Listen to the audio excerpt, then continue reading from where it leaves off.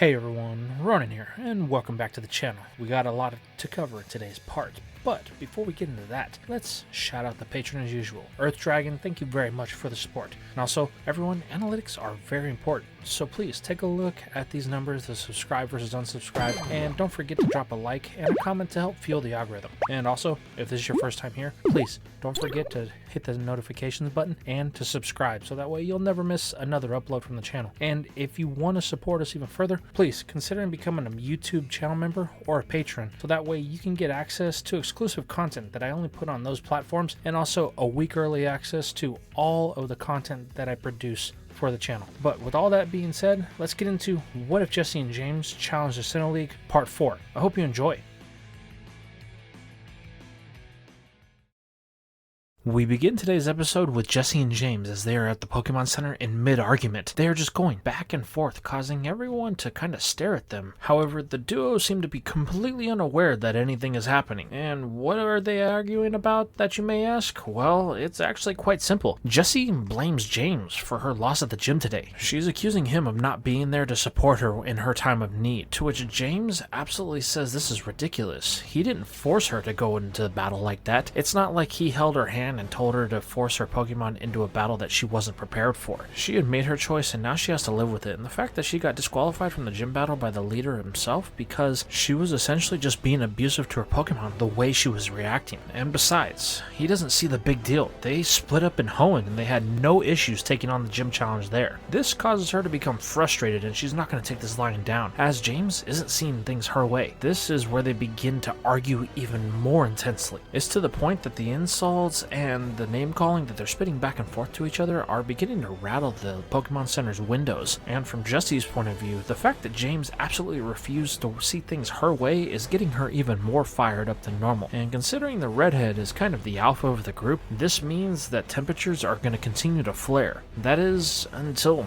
Meowth shows up. The cat emerges through the door of the Pokemon Center only to see pure pandemonium and chaos breaking out in the lobby. This is where he knows he has to calm things down and bring their attention back down to earth. So, without even a warning, he dons his claws and begins to slash rapidly across the faces of both of them to get their attention. Unfortunately for the Scratch Cat though, this isn't going to get the result that he wanted, as all of their anger and aggression towards each other is now turned outward toward the cat, and Meowth is going to be forced to duck and dodge a couple of blows that are trying to be thrown his way from both Jessi and James. Hey, you two need to calm down. We're supposed to be here undercover, but all this bickering is causing attention to be drawn to us that we don't need right now. However, James and Jessi both yell at Meowth, saying that it didn't have to do that. However, the Scratch Cat counters that he did have to do that, considering they're arguing about something pointless when it compared to what he has. So what if James wasn't there for Jessi's gym challenge? It doesn't matter. They have bigger problems to worry about. This immediately gets the two's attention as they stop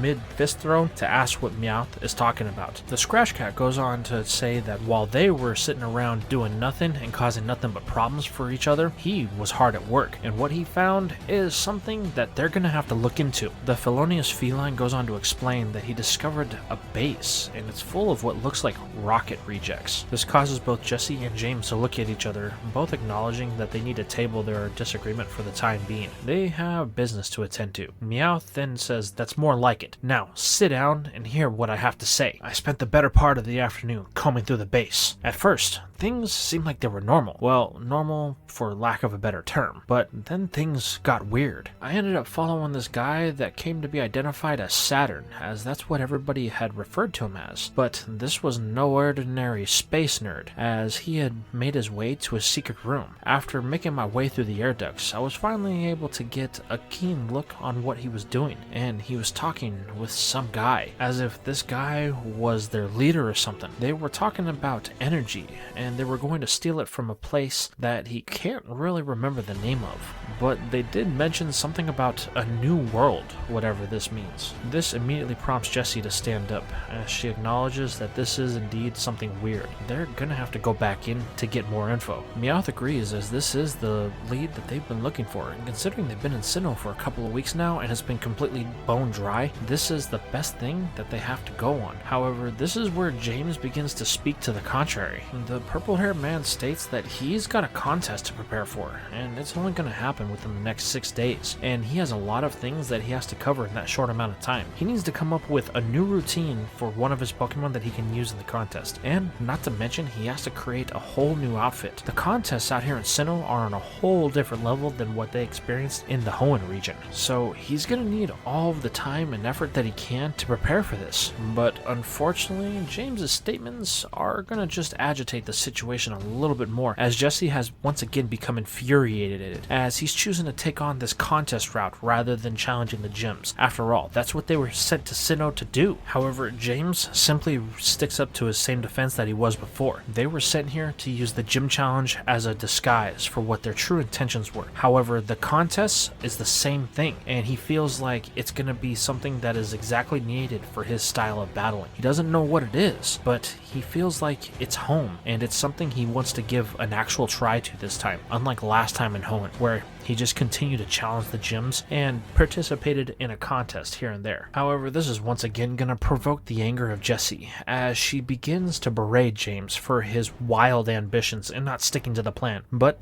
Meowth is the one that interferes here, almost feeling sorry for his old friend. After all, James has been the one to show Meowth more kindness than Jessi ever has. So the Scratch Cat points out that the contests don't happen as often as gym challenges do. She can challenge the gym at any point, to where James, well, he needs to get ready for this contest, and this could be an only shot, just like it was back in the Hoenn region, to which James decides in this moment that he's going to keep the information he found out about the contest being able to be participated in every couple of weeks to himself, so that way it'll favor him in the long run. However, from Meowth's logic, it does make a little bit of sense, and this does get Jessi to halt her grind just for the moment, though that doesn't mean that she's happy about it. So she tells James that on their next operation he's pulling double the duties, so that way she can take a break like he's doing at this current time. However, James doesn't hear all these stipulations that Jessi is tacking on, as he has become immediately happy with the fact that she has reluctantly agreed to let him go on and train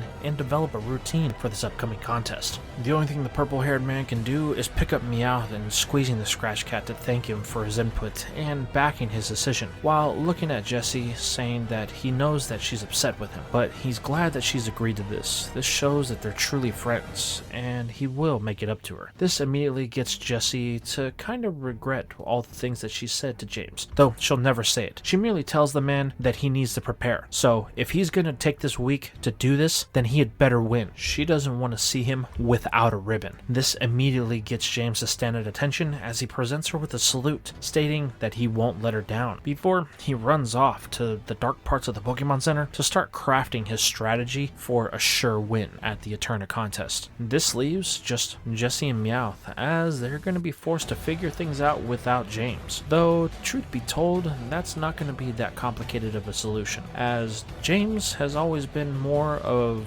physical and emotional support than anything, at least in the eyes of those two, considering that Meowth is more of the technical brains, while Jessi is the schemer. So the two have a pretty good idea on how they're going to approach this thing. So what follows over the next couple of days is these two keeping a distance from this eyesore of a building that sticks out of the forest that is Eterna City, as they case it from the outside, looking for any weak points or entries to get in. But they do take note that it seems like the traffic that come and goes from the building is very minimal. The one thing that they have to worry about is actually the people that have no involvement with the building whatsoever, considering there are a lot of small mom and pop shops around this random eyesore. So it's here that the two resolve that they're going to have to use something as cover, and they think, what better than the Eterna contest? So they make the decision that while everybody in town is going to be focused on the competition at the contest, they're going to use it as cover to sneak into this building to try and get whatever information they possibly can without being seen. So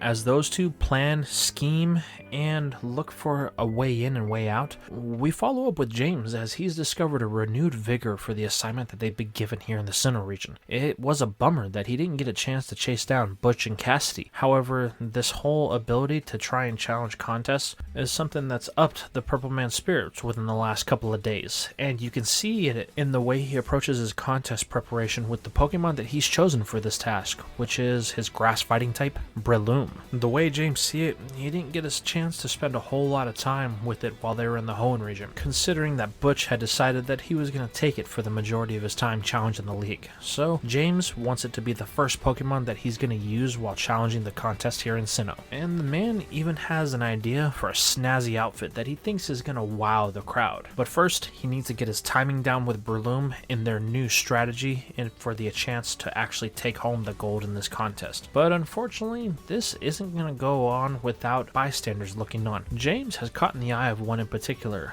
a girl named Rebecca, and she decides that she wants to introduce herself to the purple-haired man. First being cordial, approaching both him and Breloom, talking about how she plans to enter the Eterna contest too. However, James is so fixated on this entire situation and his goal to win that he kind of just ignores her, giving just straight to the point answers without any enthusiasm for Rebecca's presence. James's whole response causes the girl to take a bit of offense to this, and it begins to anger her. However, both James and Breloom are completely oblivious to this as they continue to practice on their entire contest strategy out in the open for everyone to see. Realizing that this man is going to be more of an enemy than a friend, Rebecca decides to stomp off, planning a way to get back at James for completely ignoring her generosity that she was trying to give him. But there is one thing that catches James' attention about Rebecca as she storms off. She states that him and Breloom look absolutely pathetic. They have no timing, no coordination, and there's no way that a judge would even take them seriously on the coordinating battlefield. This immediately strikes James and gets him to stop dead in his tracks, with Breloom standing there unsure on how to proceed without the direction of his trainer. You see, the problem here, James has also been internally dreading this entire situation. The reason for it is because this is really the first time that he's put his all into something outside of collecting bottle caps that he's truly passionate about, and he's scared to fail. Those brief couple of moments that he heard Rebecca's tirade are sending him on an emotional roller coaster, but luckily it's going to come to a full tilt stop when someone else chimes in. Don't listen to her. She's one of the local girls here who thinks she's better than everybody else, aims to be a top coordinator and win the Grand Festival this year. James then turns to see an auburn-haired girl who introduces herself as Gardenia. This immediately catches James' attention. Where have I heard that name before, he thinks to himself. Wait, you're Gardenia. Aren't you the leader of... Yes, I'm the leader of the gym here in the city, the girl says. This immediately causes James to sink his head as he apologizes to the leader. However, Gardenia has no idea why he would be doing something like that. However, James states that she had a battle recently with one of his colleagues, the fiery redhead that calls herself Jessi. Oh, so she was a friend of yours, Gardenia asks, to which James nods, confirming so, seemingly a bit embarrassed by the entire transaction. Yeah, that whole battle was doomed for her from the start. There was no way she was going to win. She was completely unfocused. It seemed like her mind was somewhere else, to which James confirms that that may have been a bit of his fault. You see, it was that day that he had decided that he was going to challenge for a contest ribbon instead of a gym badge, as he really wanted a chance to experience the Grand Festival and everything that it had to offer. Jessi unfortunately didn't like that choice, and she decided to take it out on the next target that she could find, which just so happened to be you and your Pokemon, which resulted in her losing the gym battle. Now that Gardenia understands everything, she begins to laugh. Well, hopefully she can get her head out of the clouds and figure out how to control that temper, to which James says, I've been waiting for years, but unfortunately, it doesn't seem like it's going to happen anytime soon. Well, I hope she's training hard, as I can see that she has potential with her Pokemon, but it's not going to even be able to shine through if she can't get any focus for herself. James laughs a bit awkwardly before thanking Gardenia for the kind compliments. However, this is going to be interrupted when Gardenia decides to finally show her true colors of why she came over to talk to James, as her heart begins to melt for his grass type, Breloom. Gardenia goes on to state how she loves Breloom, and she's very fascinated with the Hoenn region as they have a vast variety of different grass types. his friend Jessi had a little eat, to which James confirms, yeah, they were actually just there not too long ago, as they both challenged the entire league. He even mentions that he has a cacturn back home in the CANT region, to which Gardenia asks if he could have it sent over. She would like the chance to see it, but James tells him no, that's not going to happen. Unfortunately, cacturn is helping one of his family members, and it's very important that it stays there. This causes the gym leader to get a bit sad. However, this is only a momentary thing, as something catches her eye when she turns and tells James to look. They both pan their heads back to see Breloom, as it's randomly throwing punches, and a little swirl of energy engulfs each of its mitts as it throws it. Gardenia then makes an odd request. Hey, would you be okay if I helped you train? To which James has no idea how to respond, but the gym leader actually offers some context. Your Breloom seems to be very powerful, and it looks like it's on the verge of learning a new move, so I would like to take the chance to try and teach it to you. After all, I'm friends with another one of the gym leaders here that's a fighting type specialist, and I'm very familiar with that type of move that Breloom might be on the verge of learning, so maybe I can offer some insights on how it can correctly throw its punch and master that move. This immediately gets James excited, as he would like to be going into this competition with something up his sleeve that nobody's seen. With all the enthusiasm that he's had with this recent interest in contests, James simply bows his head and asks Gardenia to teach him her ways. This causes Gardenia to chuckle a little bit, as she finds James a bit amusing. However, the gym leader does have a fondness for Breloom, and James is a far cry from his counterpart in Jessi, so she does agree to help the purple-haired man, as she sees it as a way to get involved with a grass type that she doesn't normally get to interact with. So the two begin to plan a training regimen, as Gardenia has a few ideas on how she can help the grass fighting type achieve this new move and possibly a new level of power. With those two getting fully involved with the training, we now change perspective over to Jessi and Meowth, as the two have been planning their infiltration of this secret base, so to speak, for the last couple of days. And this is when we find them on the morning of the contest. The two are looking rather stealth-like as they begin to gather all of their gear, and they make their final preparations before they head out, as the entire city of Eterna is focused on the contest and the fact that there's supposed to be some pretty good competition. The two are using this as cover and wait until everybody is within the contest hall before they head out from the Pokemon Center, using the thick foliage of all of the trees within Eterna City to shield them from being seen by any random passerbyers that may have found their way out into the open. This allows the two to make quick work and cover the area between the Pokemon Center and that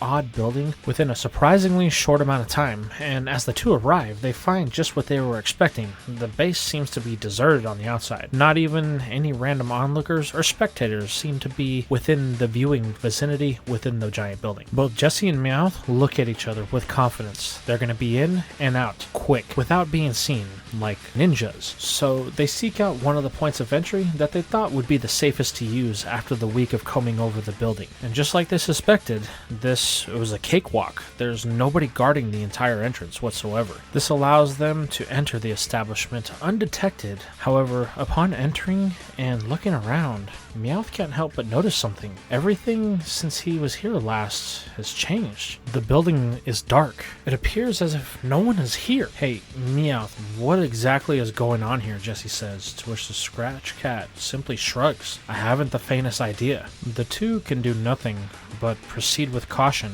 as they begin to venture into the building, hoping that this isn't a trap that's been set up for them. Now we shift perspective over to James, who is in the middle of his contest debut. This is the demonstration round, and with Gardenia sitting in the front seat, James is easily able to wow the judges with the routine that he's managed to come up with. Using Breloom's unique fighting and grass typing to his advantage, James is easily able to wow the judges in the first round by using a combination of its Seed Bomb with its newly learned Drain Punch to create kind of a spectacle, if you will. It allows the Drain Punch to demonstrate its ability to siphon off energy from other things while using the explosive power of the Seed Bomb to spread a massive amount of energy throughout the entire battlefield and completely turn things on their head. It's really a case where Breloom can demonstrate its abilities in the best way that it possibly can, in an aggressive manner that is best demonstrated through this type of aggressive interaction. With James putting his best foot forward and Breloom showing off its battle prowess, they're able to easily secure their spots through the battle rounds. With Gardenian looking on, James feels like he's finally found the place that he belongs. Like, this is something that he's been yearning for his entire life, and he doesn't want to give it up. The purple-haired man has shown a real passion for this, and a latent talent as well. However, there is one that is not appreciating James's demonstration, as she was hoping to be the star of this show. And this just so happens to be the one known as Rebecca. She's not liking how James is climbing through the ranks quickly. He even won his first battle round as well, leaving her and him potentially being paired in the finals. This is not something that the girl is going to enjoy too much, considering he's the one that's gathering all of the attention, with all of the judges paying him compliments like he is a prodigy that they didn't know existed. And this is where we get to see Rebecca beginning to formulate a plan, as she's going to make some sort of an attempt to do something to try and stop James from making his way to his finals. So she decides that she's going to approach his next round opponent and make an offer to him. This is where we pan back to Jessi and Meowth as they have made their way deep into the base. However,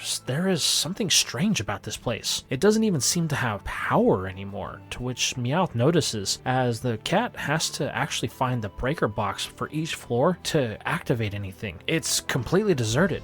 Did they take too long to make their move, or are they actually in the middle of an ambush? This has Jessi on edge, as she can't quite shake the feeling that they may be in over their head, and it might have been a good idea to have James actually here with them. However, Meow says he begs to differ. All of the drones that he's had scoping out this place, and the ones that were spread out when they first got in, there's nothing. He's even tapped into the video surveillance of the entire base, but there's not a soul here, and the Scratch Cat can't understand why. This is where Jessi begins to ponder.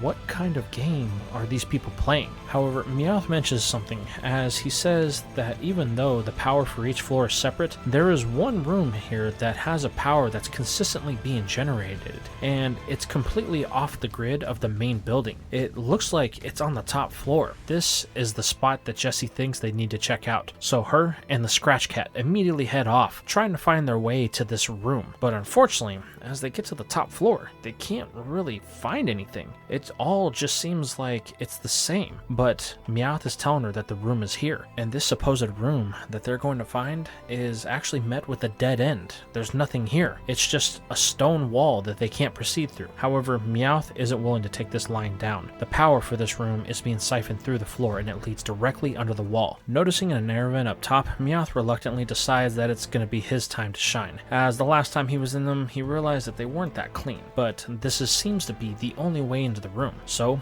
Meowth takes off the cover before jumping in, with Jessi telling him to hurry up. She doesn't like being alone out here, and this could still be an ambush, but Meowth simply tells her to quiet down. There's no one else in the building, and they're going to get the results that they're looking for. Before long, Meowth finds himself at the other air vent, dropping down into this hidden room. There's a low green glow with a lone monitor in the center of the room. The Scratch Cat becomes curious, as Jessi can be heard screaming through the vent for Meowth to find some sort of opening, to which the feline says that he's working on it, and for her not to get her underwear all twisted up. He's working on it, but it's hard to find any types of switch in the dark. But however, there's going to be something that happens here. Meowth hits a button on the console, which activates the door, allowing it to open, but also activates the screen that was on the console, which had a low glow signifying that it was in standby. However, the Scratch Cat wasn't going to pay any attention to this until something catches both his and Jess's attention. A familiar voice. The two pan over to see two very familiar people that are on the screen, Butch and Cassidy. It appears to be some sort of recording, and for whatever reason, they have contact with this group, which leads Jessi to believe that they are on the right track. She quickly begins to tell Meowth to fan out. Whatever they need to find is going to be in this room. So the two quickly begin the search, hoping to find any other leads to the terrible duo that have haunted Jessi's dreams since they were in Hoenn. This leaves us to pan back to James, who has been doing fairly well, and he's about to take on the semi-final opponent. However, there's going to be something that catches the young trainer's eye, as there's someone someone that has made their way to the contest hall, someone that he thought he would never see again, that person being Jezebel. This immediately causes the purple-haired man to panic as he looks down at Breloom and he tells it he's sorry, but they're not going to be able to finish this contest. He knows that they put a lot of work in. However, there's someone after him, and by extension, Breloom. He can't let her capture him or the grass type, so like it or not, they're going to have to duck out. While the grass fighting type is a bit saddened by this, it understands, so both it and its trainer decide to quietly sneak away from the contest hall, trying to get out before they're noticed by anyone. This leads us to the semifinal match that James is supposed to be in, to which Jezebel is excited because James is supposed to be here, which means she's going to get a chance to capture him, and she has Vileplume's Pokeball ready to go whenever he makes his appearance. However, as they announce for the contestants to enter the hall, James is a no-show, to which surprises everybody considering the boy had such potential and he had become the odds-on favorite to win, but now he's nowhere in sight. This immediately causes the judges to begin a countdown, giving James 5 minutes to show. If he doesn't, then he'll be disqualified. This is where we cut to James and Breloom, as they have finally managed to get outside of the contest hall without being seen. But unfortunately for the duo, that doesn't mean that things are going to be uneventful, as when they exit the emergency exit that's at the back of the building, something happens. A large explosion goes off just north of the city, as James looks over to see a giant cloud of dust in the direction to where Meowth and Jessi were going to be, and the man can't help but think the worst has just happened. And this is where we are going to leave things for now. So tell me, how did you feel about this part? What do you think about Jessi and her blaming James for not being able to win the gym battle against Gardenia? How about the information that they managed to find when they were inside the building, and the fact that Butch and Cassidy have had contact with this secret organization of Sinnoh? How about the contest that James was doing and him actually being good at it, or him not being able to finish because the person he wasn't expecting to, Jezebel, showed up? And what exactly was that explosion to the north of the city? And is Jessi and Meowth alright? Let me know your guys' thoughts in the comments down below.